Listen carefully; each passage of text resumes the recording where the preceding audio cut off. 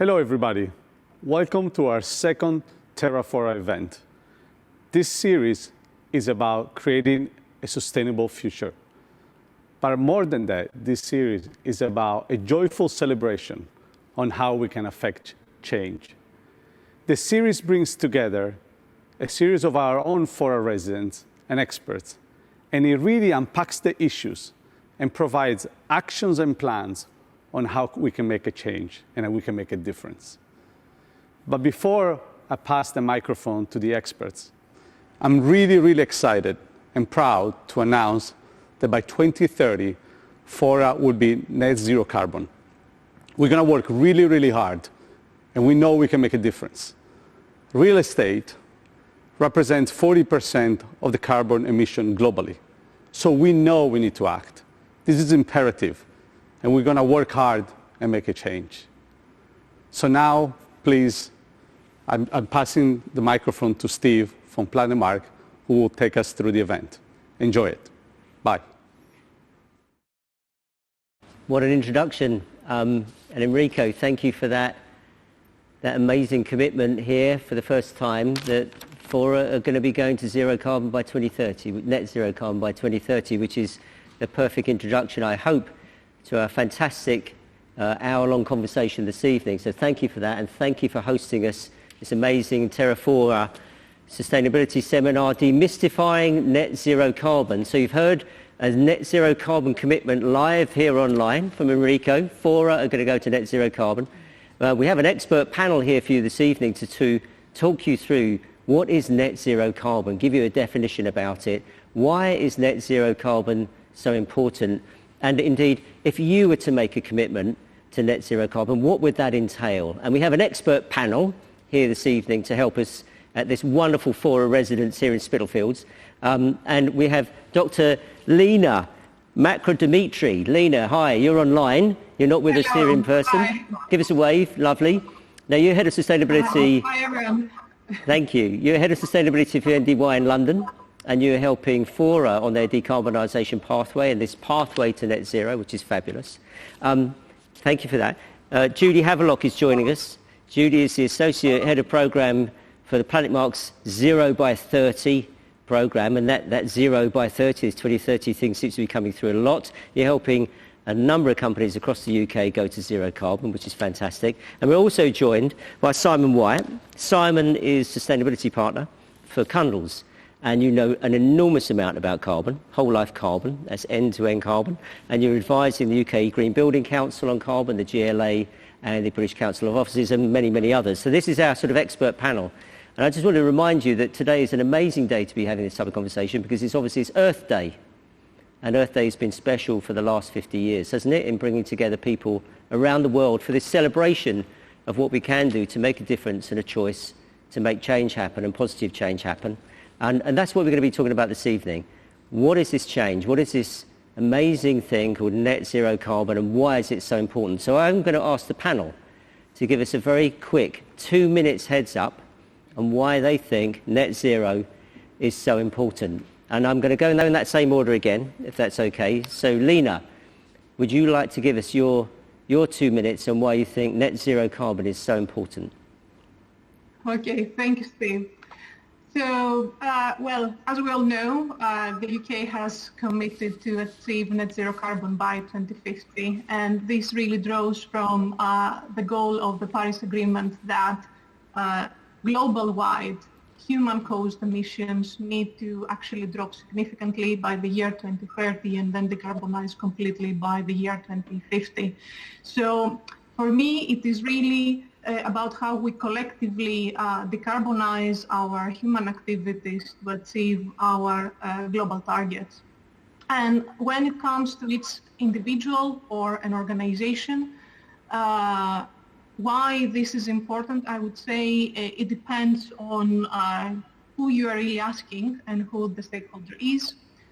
So for example, if you are talking about investors, it is really important to limit any risks of climate change in their investment portfolios. If you are an organization that owns assets, it is about reputation, potentially adding value and competitiveness within a market that quickly adapts to the needs of occupiers that are after both environmental sustainability and health and well-being in the spaces that they occupy.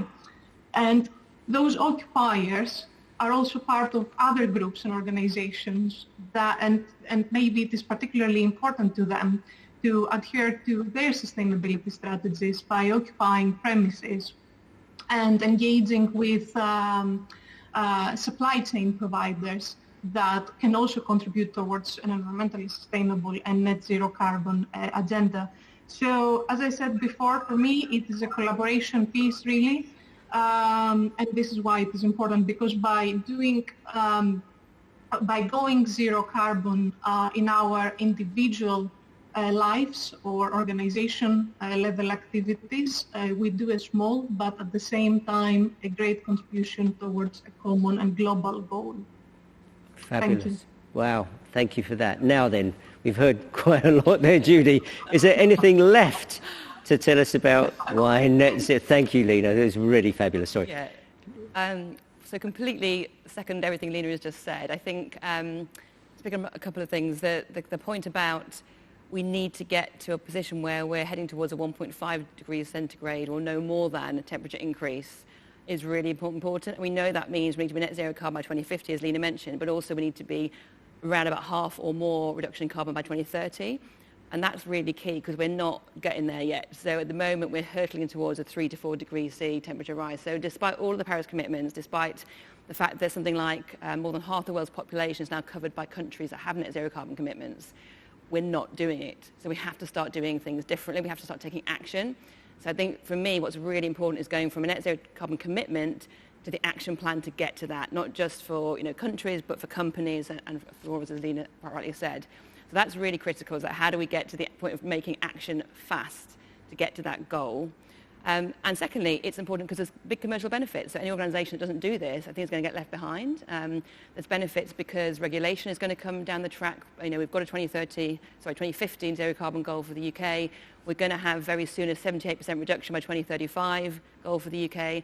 That's going to bring legislation with it. It's already happening, actually. So if you're a company that's working with government or public sector, you're being asked in tenders to identify where your net zero carbon goals are, and if you don't get those goals in the tender, you're not going to be on the playing field. So that's already happening for companies, but also the public. We're all starting to ask the question of what these companies are doing and starting to vote with our feet and our wallets to companies that are doing things that are more responsible, particularly millennials and Generation Z, who are going to make up the lion's share of the buying population within the next 10, 15 years. So there's a really great commercial reason to do this as well. And if you want to exist as a company in 10 years' time, I think you need to get on this net zero carbon journey. Wow. Okay. So here we're talking about an urgency piece, and it's not just something that it's a nice to have. It's a business imperative. It's a planetary imperative. I'm just going to say that we're going to before I come to you, Simon, we would love to hear from everyone online, because we've got some questions here, and we could talk about carbon all night, literally, and into tomorrow. But could you ask us, please put online, and the team here will be flashing your questions up, which we'll take as we go along. So we'd love to hear from you and your questions on that. Just a final piece about the sort of the imperative around. Yeah, I think it's pretty much been covered, but I think the key thing is taking a step back and actually just saying why we're actually going towards net zero carbon. What is the Paris Agreement about, and why do we need to decarbonise? Over the last few years, we've really started to see the ratcheting up of the effects of climate change. We've already reached that 1.1 degree climate change. We're seeing the extreme weather events in the Caribbean and in Americas. We're seeing more cyclones. We've obviously seen the forest fires and bushfires in Australia and America, which is starting to have detrimental impacts to people's health, well-being. People are becoming displaced, but it's also, as we said, having that impact on businesses, and businesses that want to future-proof themselves and understand the risks of climate change really need to start taking action if we're going to hit these targets and actually be able to live in a just and equitable world. That's it, and that's the just and equitable world. Can I just, I tell you what, let's get into this a little bit, because I want to come on to COP26 as well and the Paris Agreement, just to make sure that everyone's up to speed with that. But we may come back to that in a little bit. tell us, Judy, right, look, what is net zero carbon? Give us a definition. That is the million-dollar question, Steve. And I'm really glad you asked, because actually it's not well understood, and it's used interchangeably with carbon neutral a lot, even within the industry press, which probably should know better. And it's really important to understand, because it's very different from carbon neutral, actually. So net zero carbon, to be net zero carbon, you need to be really doing 3 things mainly. You need to be looking at your emission scopes across scopes 1, 2 and 3. So 1 and 2, your direct and electricity largely emissions, and then 3, your indirect emissions, where the material, which for most companies say will be material. So it's that whole spread of emissions in your value chain, not just your direct operation boundaries. Secondly, you need to be reducing those emissions in line with the 1.5 degree scenario. So there's various models that tell you how to get there, including science-based targets, for example. And having reduced along that pathway, then whatever's left, residual emissions, you need to take those out permanently by an equivalent amount of carbon removals, not just offsetting, but removals. So it's a really very powerful set of stipulations. Carbon neutral, on the other hand, you only have to look at scope 1 and 2. You're encouraged to look at scope 3, but it's not mandatory. So that's a kind of big chunk of emissions, which can be up to 95% of some companies that you're missing out on. You also have to put a carbon management plan in place, but there's no particular stipulation of where that has to get to in terms of trajectory of reduction. And thirdly, to the residual question, you can offset using either carbon sinks or carbon credits, which could be removal or avoidance schemes of things like, cook stoves or water purification and the like. Right. So they're not bad things to invest in, but they're not going to stop us, getting the carbon out of the atmosphere. They're not going to help us do that. So carbon neutral is a great start, but it's only a start on the journey, and it's not going to get us all the way to net zero carbon. We need to be sort of thinking more widely and more rigorously than that. Okay, and that's great. So, but there's a bit of jargon that's coming in here, and so if the audience is a bit confused about the jargon about sequestration, carbon sinks, and so on, just put a quick note up, and if you'd like those explained, we can explain those for you on this session.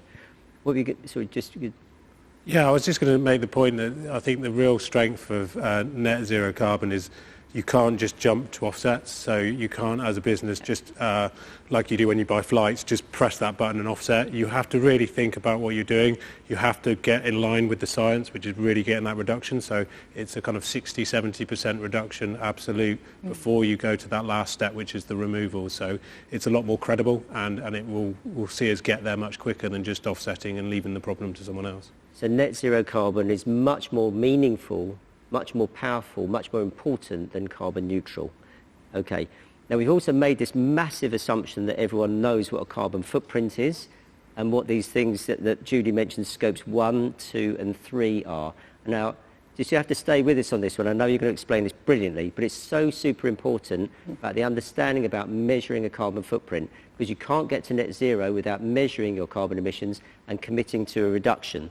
So if you can listen to Simon, he's going to explain what this is, because actually one of the big takeaways for today is if you're in any organisation, or even if you're at home, this is the starting point for getting to net zero.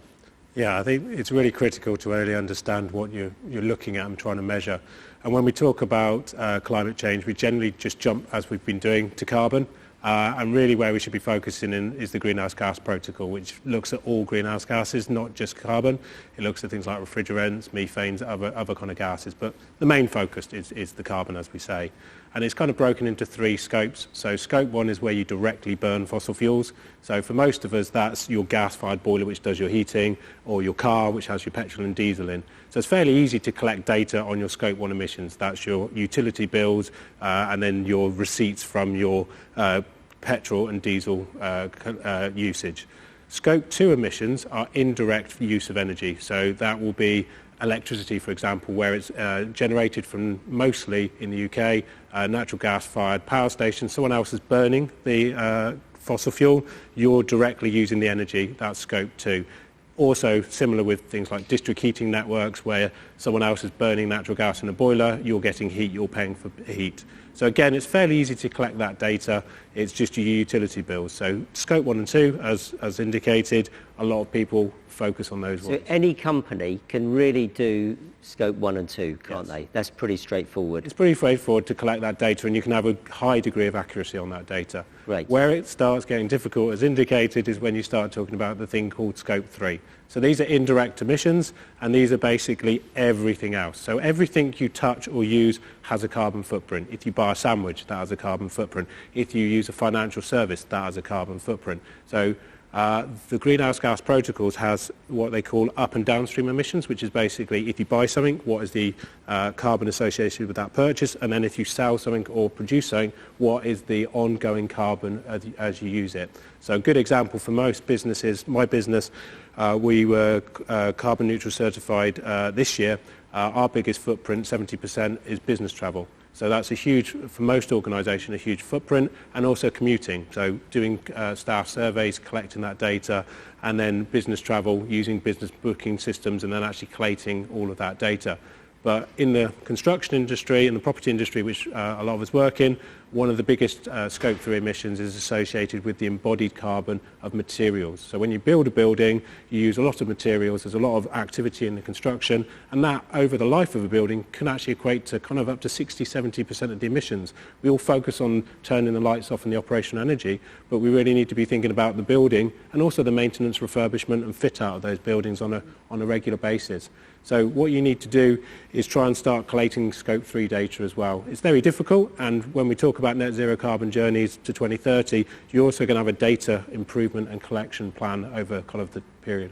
But so you got, I'm loving this because I'm kind of thinking like of a carbon consciousness, and you know, any decision, anything that I do or we do, you'd be thinking about, you know, how much carbon might be associated with that. But I'm going to just stay with this Scope 1, 2 and 3 thing. So for any company, they can measure Scope 1 and 2 largely out of their utilities, and that's pretty straightforward. There are bits of Scope 3 fairly straightforward as well, aren't they, about the stuff that you're purchasing, like business travel, you know, getting commute off your teams and so on. But there is, you know, so for organisations, and the beauty of working with businesses is that you can actually get this data into a single place, and an organisation can make this commitment. Lena, before we come to the first question online from Jeffrey, I'm going to come to you in a moment, Jeffrey. Lena, I just want to bring you in for a moment, because we've heard about what the definition is, and companies are kind of understanding this, aren't they? We've heard about actually how to work out a carbon footprint.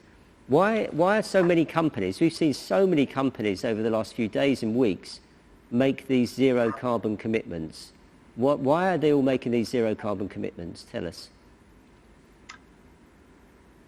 Perfect. Thanks, Steve. Well, obviously in the UK, our government has signed up to the Paris Agreement and committed to net zero carbon emissions, and obviously this is having a flow-down effect to all areas of our economy and businesses, first of all.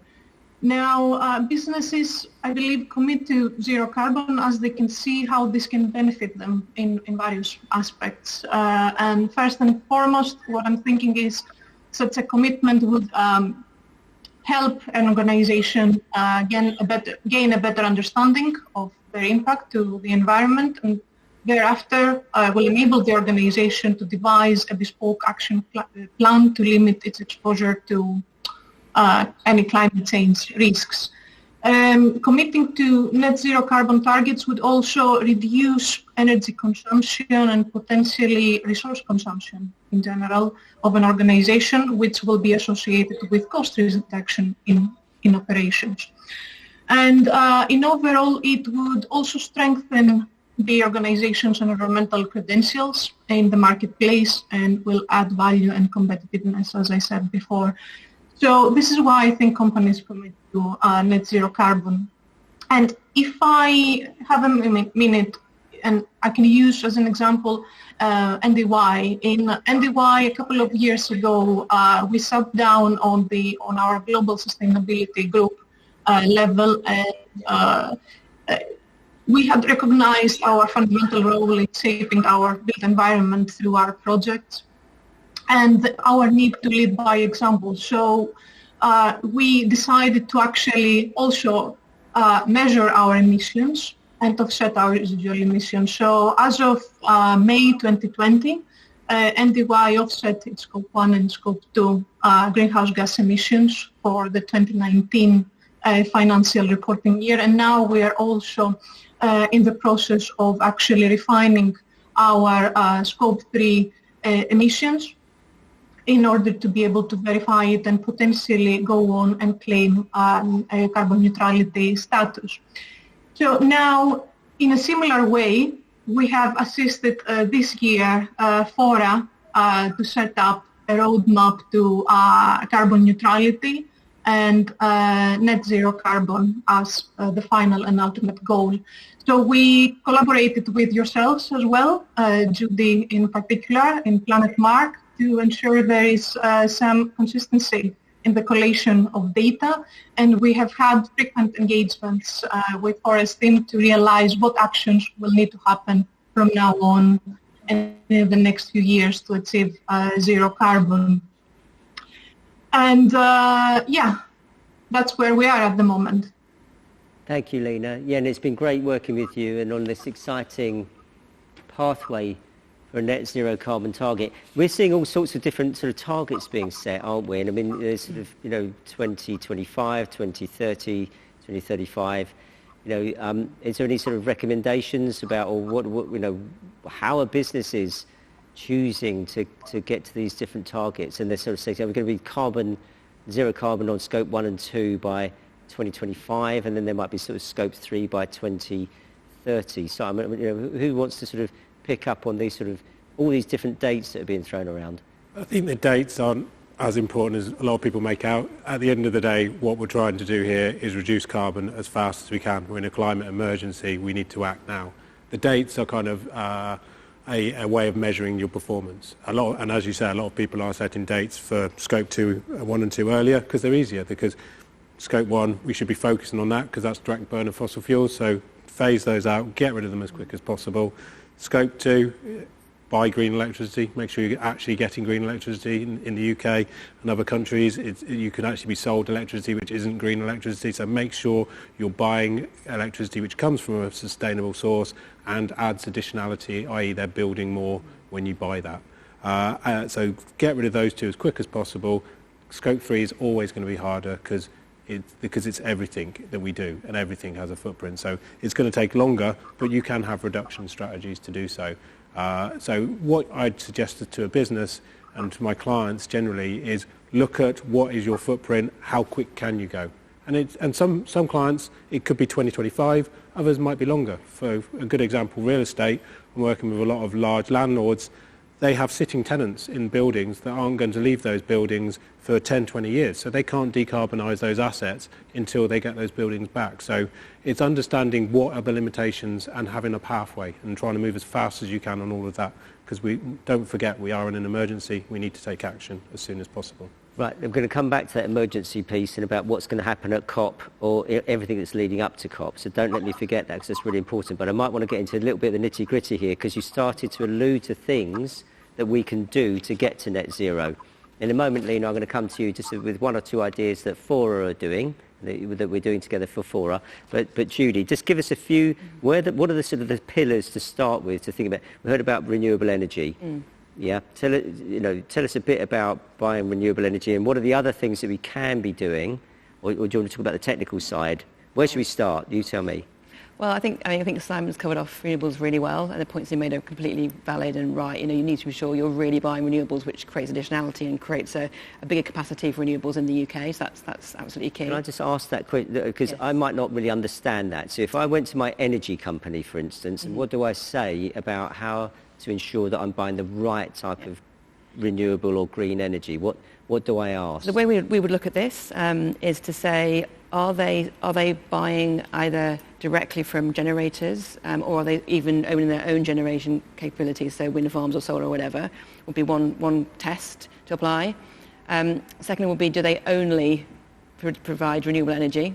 If they're providing renewables alongside brown energy, then it could be mixed. Could be mixed, yeah. Right. And don't forget, of course, when you put energy in the grid, you're not getting that block of energy. You're just getting it all pumped into the grid, and it all gets distributed. It's all, it's all mixed up. It's like water. Yeah. So it's not, you're not actually getting that package. You're getting an equivalent amount of electricity to that package that you're buying. And I think, thirdly, ideally, they're generating 100% at least of their overall needs for their customers, ideally more. So if I'm buying, 1 kilowatt hour of electricity, they're generating one or more than one, which means they're not buying off the electricity system to plug gaps in generation. So everything that you're buying they're able to supply. And then what means is if enough people are asking for that electricity, they'll have to keep expanding their generation capacity, which means we displace the old gas and coal. That was your point gone. then, right? Yeah. That was your point about that actually that they are going to be, you are supporting the growth of the renewable energy market. Yeah, so when you buy it, they have to go out and produce more renewables because they're at capacity. But one thing really important, you said, what would you ask them? Don't ask them, because their sales team will tell you a story which might be slightly different from reality. There are a number of suppliers in the UK who claim to only have 100% renewable energy, but they own and operate coal and gas-fired power stations in the UK. So you have to do a bit of research. Got it. And if you Google a company and they have a coal or gas-fired power station, then they can't claim to be giving you fully renewable energy. Yeah. Okay, I hope you heard that. Did you? And because so the panacea of everything is basically Google it, or use that other one which plants trees. What's that one called? Ecosia. Ecosia. Ecosia it. Sounds a bit strange, but do it. Yeah. And what is it? Is it a REGO certificate or something? Well, again, it's getting slightly complicated. So when you generate electricity in the UK, you get, for every megawatt hour, you get a REGO certificate for it. But because in the UK we legally have to produce a certain amount of electricity from, all of the suppliers have to produce a percentage. Most of them don't even meet that minimum standard. They get a REGO certification for every megawatt hour they produce. Because customers don't ask for enough of them in the UK, it means there's loads of them sloshing around. So one provider can basically take their REGO certification and go, right, we're going to try and sell these en masse to get some more money. So they sell them to other providers cheap, and those providers basically take those REGO certification from a wind farm, attach it to their energy which comes from a coal power station, and sell it as renewable. That's the problem. It's quite complicated. So Ecosia it, and if not, you might look up one or two companies. Could we allowed to say their names, I'm sure? Yeah, I would just say, like people like Good Energy, it's 100% energy from renewables. Octopus, Electricity. Yeah. So generally the smaller ones, Yeah, look out for the smaller ones, and they're doing a great job. Lena, do you have anything else to add on energy? I think we might have done quite a lot, but is there anything else to add? No, thank you. I think I'm covered. Probably thank goodness for that. Okay, so get renewable energy. That's a quick win, right? It is, and if I can just add an extra layer on that, that's the kind of baseline. In actual fact, there's better ways to do that. One is buying into power purchase agreements, which are much bigger schemes where you're effectively directly funding a new solar farm or a new wind farm. Generally speaking, they're with bigger companies like the Tesco's or the Unilevers of the world who can afford to buy a huge commitment for 15 years of all the output from a particular new installation. But that means you're directly effectively helping that wind farm or solar farm to get funded. So that's another thing. And then that's a PPA, a power purchase agreement. Is that I've heard? Great. But thirdly, which anyone can look at, is generate your own. So look at opportunities to generate your own. If you're a warehouse with a massive roof space, you're likely to be able to put solar PV on and create your own, and you're creating your own additionality and your own, effectively not free, but it's cheap power. Got it. But again, we're just jumping again to, so like a lot of people jump to offsets. Buying green electricity is really important. It's a quick win, as we said, and focus. But the key is, if everyone tried to buy green electricity in the UK, we don't produce enough of it. We need reductions. And this is the biggest thing about science-based targets and reduction pathways, is we really need to reduce our demand on electricity. And in order to supply all of the UK electricity energy from renewables, we basically have to reduce demand by about 60-70%. So we need significant energy reductions. It's not just about switching over, because there isn't enough supply, and that's where the equitable supply comes in, that we have to move to that net zero carbon economy where we all move together. So this is the purpose of tonight, really, and this is why we thank Fora for giving us this forum and platform to have a chat about how we're all going to reduce our energy consumption and how we're going to reduce our carbon. So let's talk about that. So, Lena, so Fora have committed to be net zero by 2030, and to do that, the most important thing, as we know, then, is to help Fora reduce their carbon. Now, we've met their amazing sustainability team, and we know them very well, and they are an awesome bunch in making sure that we've got LED lights everywhere here, and they switch stuff off, and there's PIR sensors, I think they're called, in the bathrooms and everything. Is this the type of stuff that, Lena, that is this the low-hanging fruits? Is there more? What can be done? So, Steve, let me clarify what we have done for Fora so far, because that's exactly where we will jump in with Fora in the next few months to come, actually, to develop further the specific and bespoke targets to their portfolio to actually be able to achieve zero carbon by 2030. So, so far, we have actually worked with the forest team to actually realize what the current Scope 1 and Scope 2 emissions are, and we have done a fair estimate of Scope 3 emissions of Fora. And in doing so, we realized basically that the next step is going to be a much more detailed survey of their assets, and potentially we will need to assist forest team as well to develop further the infrastructure of actually very accurately measuring and monitoring their carbon emissions, and this time not only including Scope 1 and Scope 2 emissions, but also Scope 3 emissions. Now, Simon mentioned earlier embodied carbon, and embodied carbon is quite important in the equation when an organization is trying to achieve zero carbon.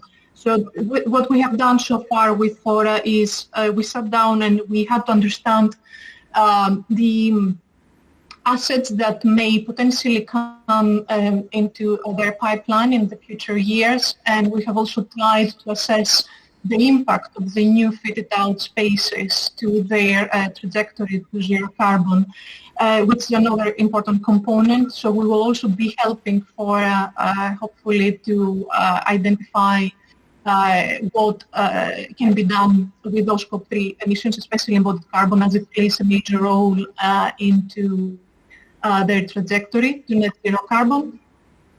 And then as we go through this period, we will also be testing various solutions in terms of operational protocols and behavior changing elements in how spaces are operated and managed in order to reduce energy consumption, but also other emissions related to activities that are material to the Fora organization. Got it. Okay, Lena, that's really great, because then what you've described is that it's really important to do some sort of audit so you can sort of see where you might be using energy, and then look at some sort of, I don't know, I think you call it a diagnostic, Judy, don't you, about, okay, what type of technology could you deploy to reduce carbon, to reduce your energy consumption? Yeah. And I think what's really important, actually, we talked about renewables, which is a really important piece of the jigsaw puzzle. And using less energy is also really important, as Simon alluded to, and also because it means that it saves you money, so that gives you money to put into other things. But in our current kind of setup, we can't decrease our energy consumption to such a level that we get to net zero carbon, because we have this thing called gas. We use gas and we use petrol and we use diesel. So that probably the difficult piece of the puzzle is to actually get rid of fossil fuels entirely from our ways of working and our products and services. So getting rid of all that dependency, and that's really probably the nub of the issue. That's the bit that most companies will find hardest, and most people, individuals, indeed. So if you're thinking about heating systems which are gas-fired, they need to come out and have electric-powered heating systems, and your vehicles need to move to electric vehicles, and any processes if you're manufacturing that rely on gas or fossil fuels or oil need to be redesigned. So that's that sort of decarbonising our demands of fossil fuel, getting rid of them completely out of the equation. That's really the probably the nub of the issue that I guess will take the most time for most companies to get to that point, and probably involve capital investment, which will pay back usually over 5 to 10 year period, but it's still a chunk of money that has to be found up front. That fuel mix is going to be really important, as you say, because there isn't a silver bullet, and as we put more and more electric vehicles and EVs onto the grid gets under more strain. So again, the energy reduction is really important, because again, if we switched all our vehicles and all our home heating to electricity, the power stations would grind to a halt because there wouldn't be enough electricity and the system would break.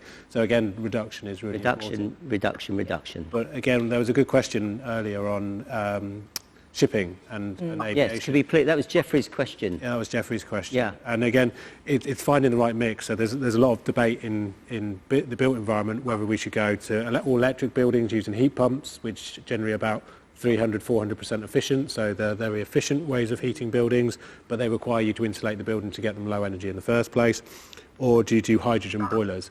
And what the Committee for Climate Change is indicating is it's about a fuel mix and using the right fuels in the right places. So that over the last couple of months, I've seen some really good studies where they're prototyping large shipping vessels to use hydrogen.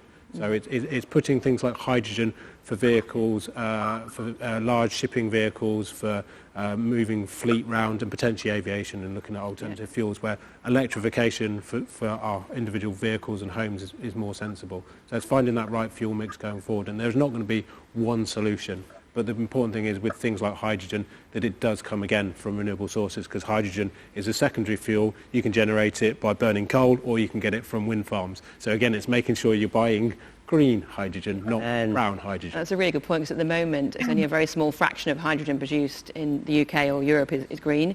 So whilst you can heat a building, or you can perhaps run a ship or a plane on hydrogen, you need enough of the stuff to fuel all of those journeys that it's actually green in manufacture, which we're not there yet. So there's a huge amount of development and innovation that's needed to get to that point. And it also solves things like the intermittency of wind turbines. So people go, wind turbines will never work because what happens when it's not windy?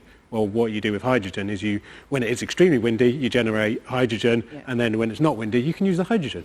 So it works quite well like that, and it basically becomes a large battery store. And again, it's not electric batteries, which have their own resource and embodied carbon issues associated with electric batteries. It's an alternative kind of energy store. And energy storage and mix is going to be really important going forward. So we're in this massive period. I'm really interested in these questions for the team as well. I'm going to come to these questions right now. I think would be really great. So whilst we look on this period of great change, it's actually really quite exciting. So, I mean, we could get, oh my God, it's so complicated. But in actual fact, it's really exciting, isn't it? Because it's probably just creating an energy ecosystem, it sounds to me, And so we say, well, you deploy the best energy in the right place for the right job. That, appears. So there is a degree of simplicity to it. I might be oversimplifying, mightn't I? Alex said, with various businesses setting sometimes ambitious targets to the market and putting them in public domain, where do you see responsibilities for monitoring compliance and regulation in the coming years? Is it government or elsewhere? I've got a slightly vested interest in this because it's something the Planet Mark does. But and I'll be interested in your views, Lena, because I might be slightly biased. But government certainly plays a role, absolutely, with compliance, doesn't it? With like SECA, which is streamlined energy carbon reporting, so companies have to report and they hold them to account. But there are other organisations like the Planet Mark and the Carbon Trust and the guys at B Corp who are starting to hold organisations to account by also sort of putting the right stuff in the public domain. However, what do you think? The most, again, when we're talking, there's lots of frameworks, and we have our own framework in Cundall, and the last step and the most important step is that disclosure and transparency. So it's really about making sure that all the data you're collecting, you're putting online, the processes you're going through are really transparent. Third-party verification is important. At the moment, can be done by consultants, but I think it needs an extra level of rigour. So people like the Carbon Trust and Planet Mark are great because they give you that third-party review and they give that authenticity. The government are looking at schemes. So one of the things the government are looking at is mandatory energy performance requirements for buildings.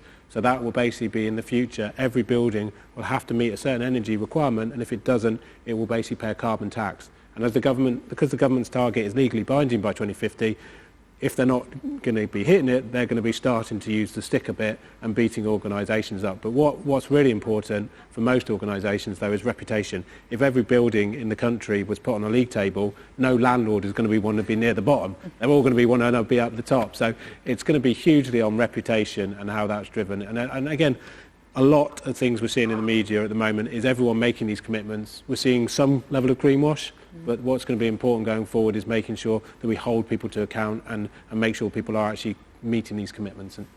So this public... Yeah, Lena, please, sorry, absolutely. No, I was going to emphasize actually on what Simon just said about transparency. It's particularly important all organizations to have transparency of how actually the methodology that they have used in the collection of their data.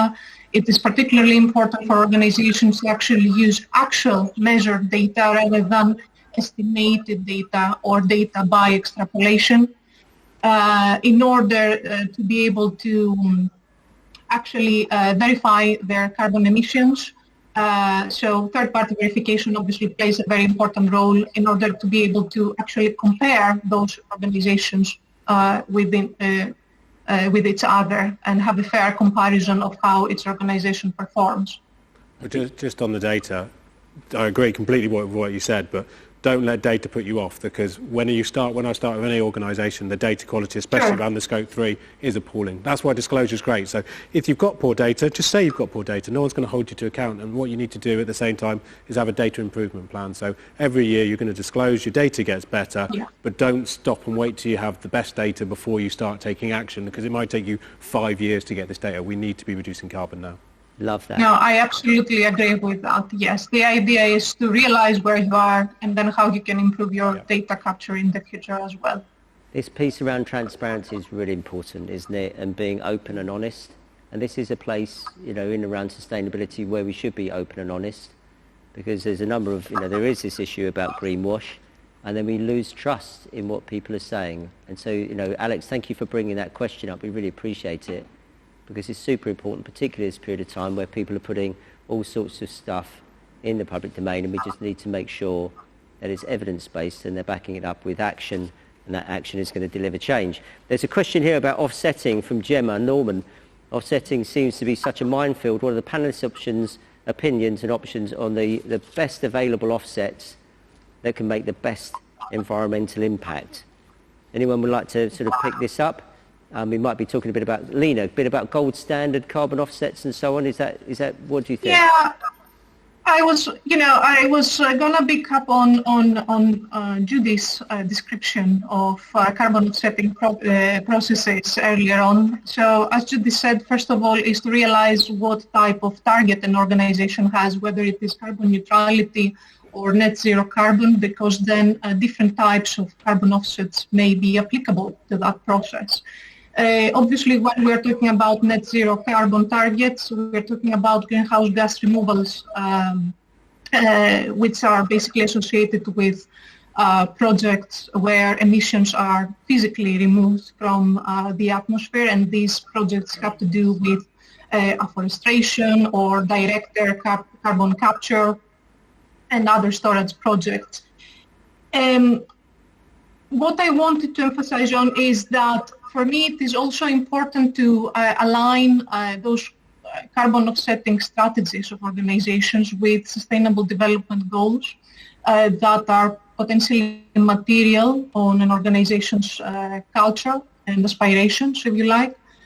So if I use, for example, again, NDY's case and what we have done to offset our residual emissions, when we actually decided to go through that route, it was just around the period of Australian bushfires in 2019, which had emphasized to us how critical the protection and restoration of natural ecosystems is for the future of our planet. By the way, apologies, but I'm hearing some feedback of my voice, so that distracts me slightly. So that particular year anyway, we focused our offsetting efforts to be as such, so we support the UN Sustainable Development Goals about climate action and life on land. And for this reason, we shortlisted 4 biodiversity type of projects that were in various key locations where NDY's operations are. So I'm only saying that because I feel that it is particularly important for an organization to also devise their offsetting strategy according to the issues that are material to them. So in Fora's case, currently we have discussed that the purchase of carbon offsets to offset their residual greenhouse gas emissions will probably take place closer to the year that they will be able to declare net zero carbon in order to better capture the carbon offset pricing and the nature of offsets that will be available at that time. Thank you.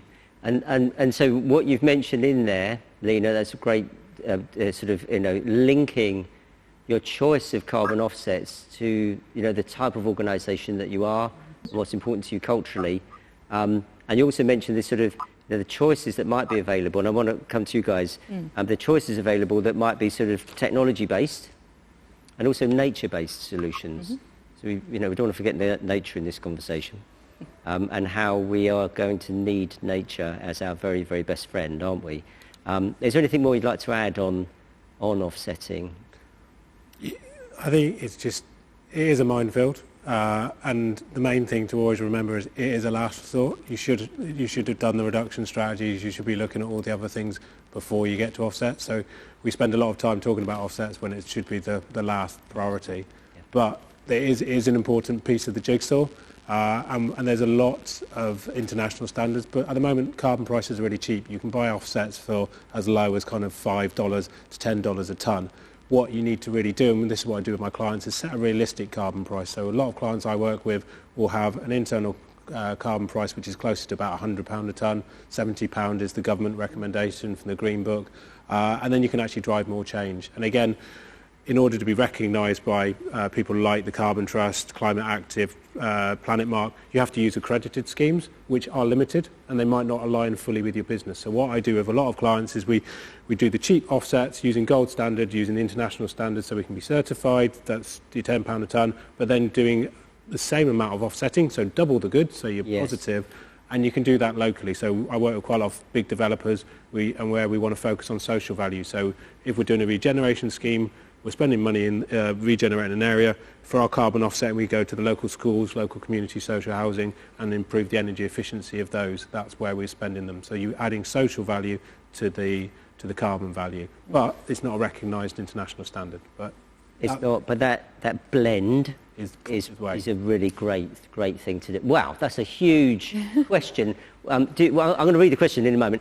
Do you have anything to add? Look at you've talked to it. I'm going to read the question while you aren't anything to add on offsetting. Yeah, I think the only thing I'd add, I completely echo what Lena and Simon have said, is his point about sort of that movement from sort of just general offsets and carbon credits, which do good, and they're a way of sort of, if you use accredited schemes like the gold standard and VCS, of helping developing countries to fund things which they might otherwise not be able to do. So, and for example, try and reduce deforestation, for example, is a good thing to do.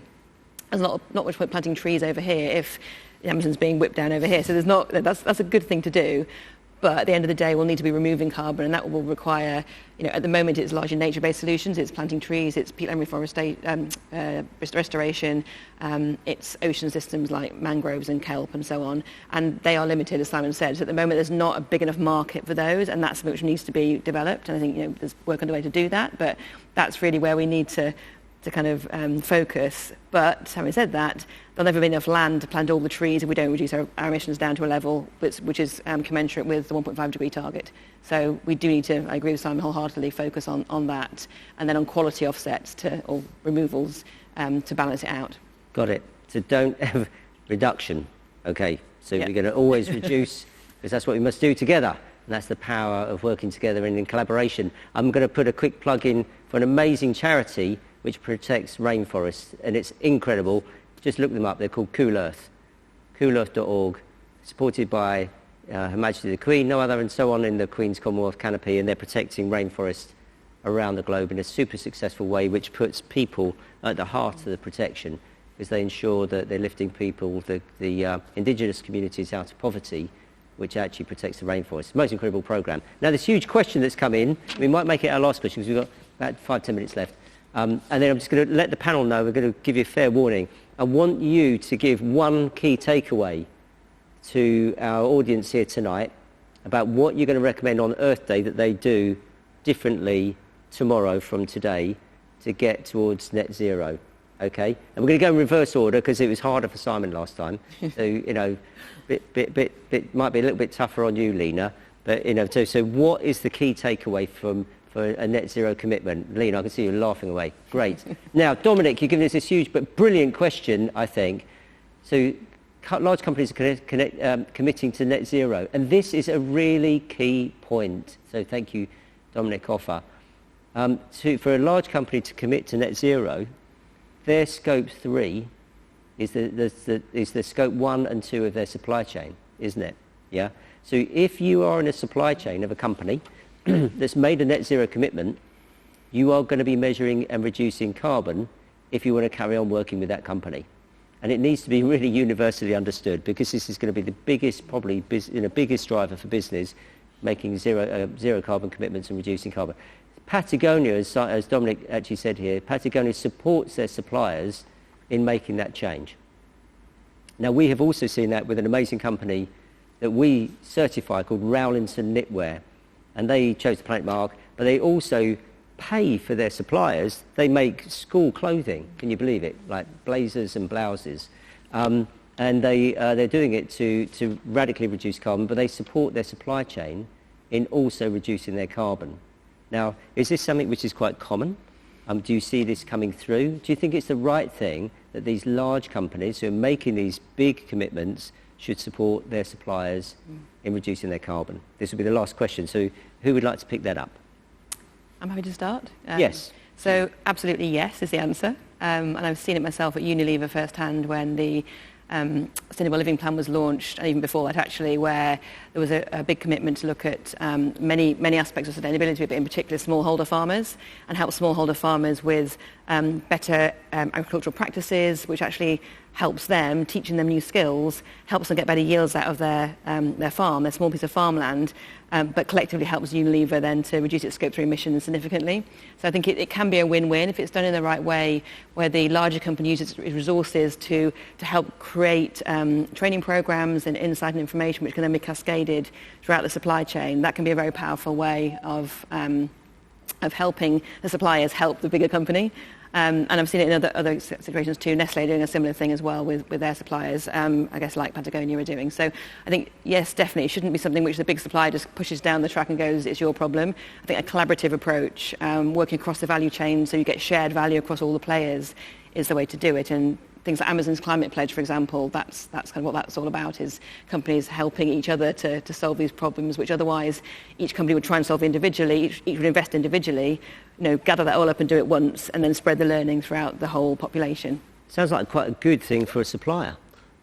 Yeah, it's having that transparency. Again, it comes back to the communications piece, and we're working with quite a lot of clients looking at procurement strategies, because again, if you want to make sure that everything you buy is sustainable, you need to have a policy on how you do that. And also supply chain charters. So in the construction industry, there's huge supply chains. So making it very clear to your supply chain what you expect. So I'm working with a number of very large contractors, and their requirements are basically, at the moment, they just ask their supply chain for carbon information, and then they're going to start ratcheting up that, which you need to. They're going to start ratcheting up that, which you need to hit certain standards. But it's working together, as you say. Like in construction, if we look at a building and just change the materials to the most sustainable materials available to us now, we probably can get 30, maybe 40% reductions in carbon emissions from a standard building we build today. But we need to get down to 60, 70%. And the only way we can do that is to change the materials we build the buildings with and change the supply chain. So it really needs us to sit down with those organisations. And I was at a UK GBC event today, and one of the Gold Leaf members, who's a major developer, has an aspiration not to be net zero carbon. They want to be absolute zero carbon, including their scope 3 emissions. And that is a hugely ambitious target. And the only way that they can do that is if every material they use to build buildings is zero carbon. So they can't do that without their supply chain. And that's the level of ambition we kind of need going forward, is really thinking about the problem and then sitting down with everyone and trying to be much more open about solutions. Yeah.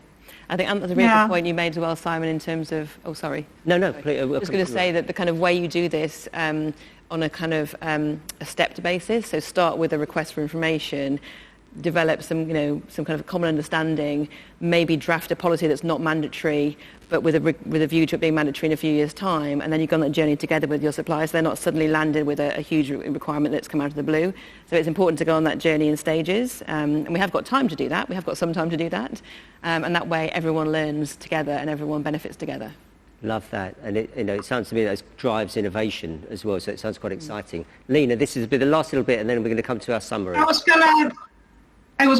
just gonna say that, yeah, from our perspective as a building services engineering company and sustainability consultants, what we do is we also encourage the supply chain to actually adapt to this reality towards net zero carbon. So when it comes to manufacturers of products and equipment that we are specifying, we would potentially go into educational sessions with them to make them realize and understand what this is about and how they can actually certify their products and measure their carbon emissions. So then this can add value to our projects, and then obviously it helps us also propose particular solutions in our projects, especially those ones that have a particular net zero carbon target. Yes, and I would definitely vouch for what the person that made the question actually said. Somebody's scope 1 and scope 2 emissions, so our direct emissions is somebody else's scope 3 emissions. So it's particularly important to everyone to make an effort to realize and measure scope 1 and scope 2 emissions, direct emissions in my personal lifestyle when it comes to me as an individual, or scope 1 and scope 2 emissions for an organization, because that will help identify scope 3 emissions of the organizations that we are part of. That's it. We're almost an ecosystem of organisations, isn't it, with a particular goal to get to zero. Well, look, with that in mind, we're just going to do our last little summary. So one key takeaway, Simon, then Judy, and then Lena. What would be? So many. I think the key message is just don't be afraid to start. I think just get involved. Every decision you make in your life has a carbon footprint and a carbon consequence. So just have a think about when you make those decisions. Don't feel bad about those decisions, but just be informed. So again, when you're buying anything, looking at anything, ask for the carbon footprint. The more consumers that ask for the carbon footprint, the more likely it is the suppliers will start doing it. We're doing it with lots of catering providers asking for the carbon footprint of the food that we're buying. They don't know it, but the more people that ask, the more likely they will produce that information, and then we can start making that informed decision, because it is about making informed decisions to drive things down, because a lot of people don't know where to start, really. Nice. So just get going, and you'll learn along the way. Judy. So I think mine would be from a kind of business perspective is, and personal, but certainly any businesses out there, is you need to start looking at setting a conversation going with if you're not the CEO, then whoever your boss is or your boss's boss, start a conversation about a net zero carbon goal, and hopefully this has given you enough ammunition and insight to be able to have that conversation. But you need to set a net zero carbon goal and then a roadmap to get there. We all need to. So start tomorrow. Wow, love that. Start tomorrow. Lena. Hi. So yeah, for me the key takeaways from today is particularly important to realize what we emit, what is our environmental impact. So measure is my message, first of all. And then so long as we set real and clear targets bespoke to our carbon emissions, then it's not a difficult task to actually lead ourselves to a net zero carbon future. And finally, the other very important takeaway that I believe everyone tried to emphasize on is it's particularly important to reduce our impact first before we look for any ways to offset the impact. That's a great way to start the conversation, start it tomorrow, and get reducing. How about that as a takeaway? It's been a fantastic session. We really appreciate everyone joining us online. Thank you so much. We'd like to thank our panel of Lena online, Judy here, and Simon here. We'd like to thank the fantastic forest team at Fora. Mm-hmm. And we'd like to congratulate and celebrate the announcement made by Enrico here this evening to go to net zero carbon on Earth Day. It's a very special day. Thanks for joining us.